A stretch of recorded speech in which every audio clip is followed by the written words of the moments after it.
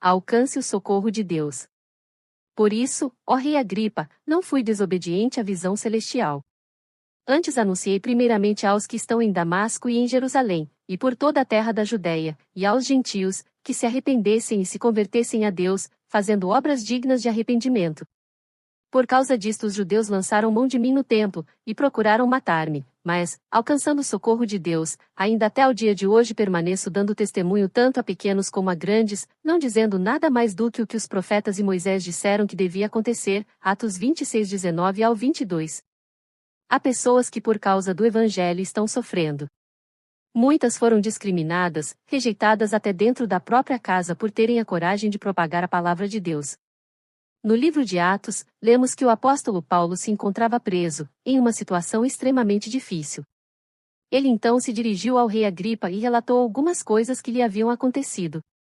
Na ocasião o apóstolo declarou que não foi desobediente à visão espiritual, Atos 26:19.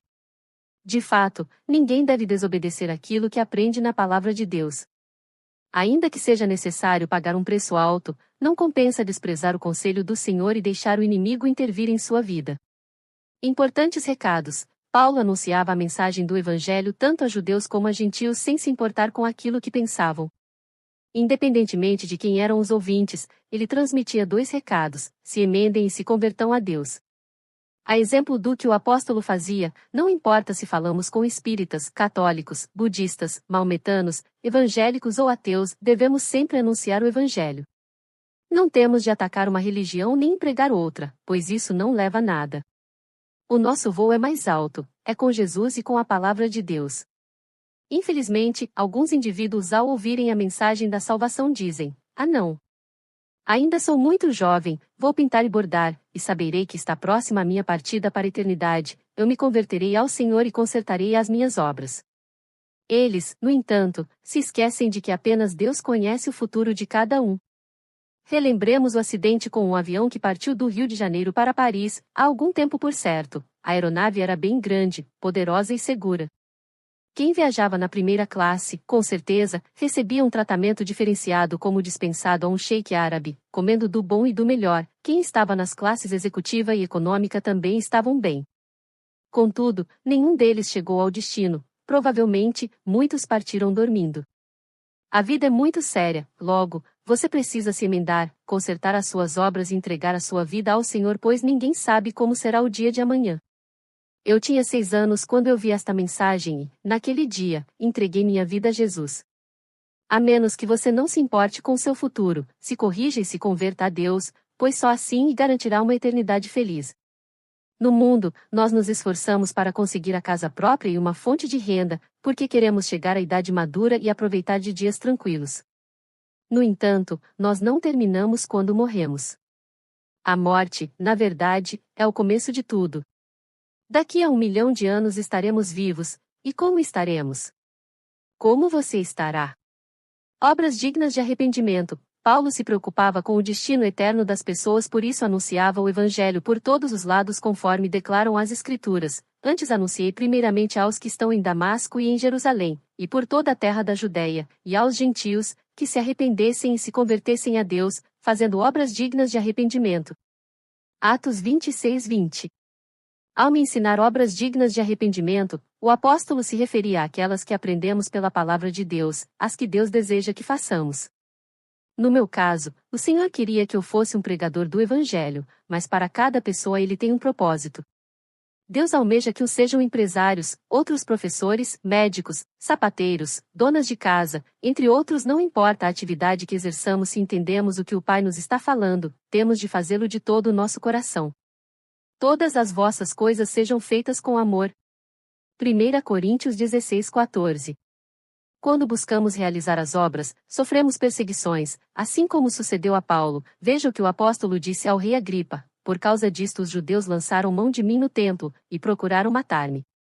Atos 26:21. Paulo correu o risco de morte por pregar o Evangelho, mas não desistiu. Então, se você tem sido discriminado e humilhado por causa da sua fé no Senhor Jesus, não deixe o ressentimento entrar no seu coração nem permita que o demônio use a sua vida para cometer qualquer tipo de pecado. Fique firme naquilo que Deus te tem revelado. O socorro vem de Deus.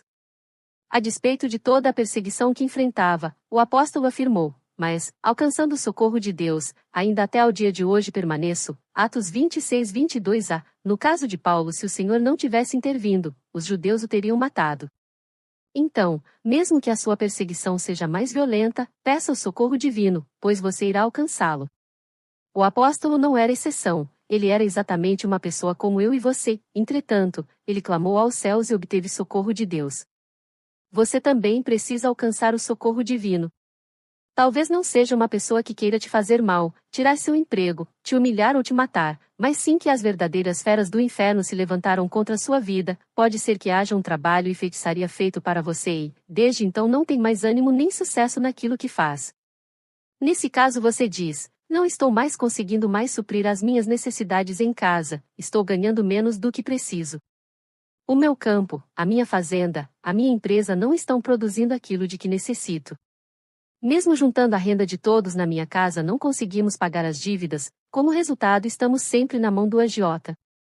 O que Paulo fez? Clamou ao Senhor e alcançou o seu socorro. Se algum demônio estiver tentando levar você para a prostituição ou para as drogas, se o câncer estiver querendo te arrastar para a cova, se uma alergia ou outra enfermidade estiver destruindo seu sistema imunológico, clame a Deus e obtenha o socorro divino. As palavras do apóstolo foram registradas por ordem do Espírito Santo para que, assim como ele vir, também clamemos ao Pai e permaneçamos até o dia que os céus disserem: hoje você irá para a glória. Antes disso não haverá demônio de espécie alguma que ceife a sua vida. Entenda que o Senhor lhe oferece o livramento hoje, para que você continue trabalhando pela fé, a qual, uma vez, foi entregue aos santos de Deus. Dê bom testemunho. Convicto daquilo que pregava, Paulo continuou o seu discurso, dando testemunho tanto a pequenos como a grandes, não dizendo nada mais do que o que os profetas e Moisés disseram que devia acontecer. Atos 26:22b. Se você observar o que Moisés e os profetas escreveram, verá que nesses escritos estava a confissão mais sadia, a qual tem o poder de anular o plano do inferno em sua vida. O diabo pode ter decidido riscar a sua felicidade, mas você pode dizer a ele: alcançarei socorro divino, permanecerei até o último dia que o meu Deus quiser e darei testemunho de que serei a pessoa que Deus destinou que eu fosse. Deus deseja que você dê testemunho a pequenos, a grandes, sábios, ignorantes e pobres, e lhes diga que Ele é Pai e desceu do céu para mudar a vida de cada um. A fé que Deus deu ao seu servo Paulo em seus dias é a mesma que Ele concede a você. Por isso não aceite mais a derrota nem confesse que você não tem jeito ou não merece aquilo que o Senhor lhe prometeu. Ao contrário, diga: eu tenho jeito, e o meu Deus operará em meu viver, porque Ele me chamou para ser uma bênção. Talvez você tenha as mãos contaminadas, e a sua consciência o acuse de dia e de noite por alguma coisa errada feita no passado. No entanto, saiba que Deus te perdoa se você abrir o seu coração e confessar seus pecados. Algumas pessoas, apesar de pertencerem a boas igrejas, têm a ficha completamente suja. Se esse for o seu caso, saiba que o sangue de Jesus descerá sobre a sua vida e você será perdoado e lavado pelo sangue de Cristo. Com isso, a sua vida mudará completamente. Se você estiver dizendo: não quero Satanás sobre mim, mas sim o perdão dos meus pecados, levante as suas mãos e ore.